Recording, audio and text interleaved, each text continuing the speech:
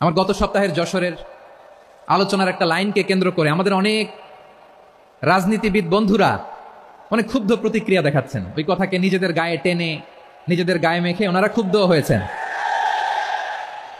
প্রিয় ভাইয়েরা, আমি বলেছিলাম যে একদল খেয়ে গিয়েছে, আরেক দল খাওয়ার জন্য রেডি হয়ে আছে। তো এখানে কি আমি কোনো দলের নাম বলেছি? বাংলাদেশে 48টা প্রায় নিবন্ধিত রাজনৈতিক দল, কোনো দলের নাম আমি বলিনি। কথাটাকে আমি জেনারেল রেখেছি।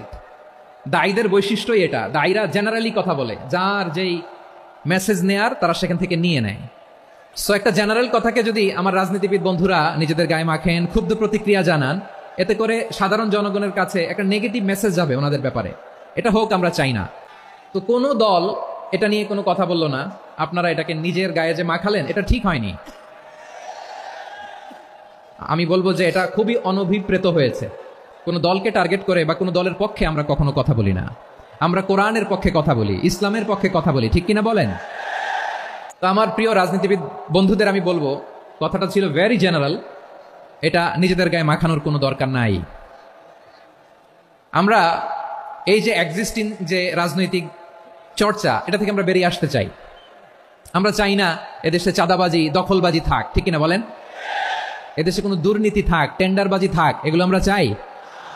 আই হেট পলিটিক্স একটা জেনারেশন আছে, এই বেশিরভাগ জেনজি অফ সিলেট, এরা আই হেট পলিটিক্স জেনারেশন। এরা পলিটিক্সকে পছন্দ করে না। তো কেন করে না, এর দায়ভার আমাদের আছে না নাই? আছে। এবং আমরা দেখেছি ক্ষমতার পালাবদল যখন হয়, এক সরকার যায় আরেক সরকার আসে, তখন দুর্নীতির ফিরিস্তি আমরা জানতে পারি, এর আগে জানতে পারি না। প্রতিটা দলের ভেতরেই আমরা এই বাজে চর্চাটা দেখেছি। সো এখন আমাদেরকে শুধরে নেওয়ার সময় এসেছে।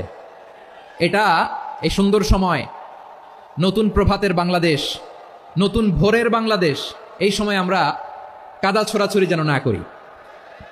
আমাদের শপথ নেওয়ার সময় এসেছে। প্রতিটি দল, নিবন্ধিত 48টি, সবগুলো দলের এখন শপথ নেওয়া উচিত যে আমরা কোনোদিন আর চাঁদাবাজি করব না।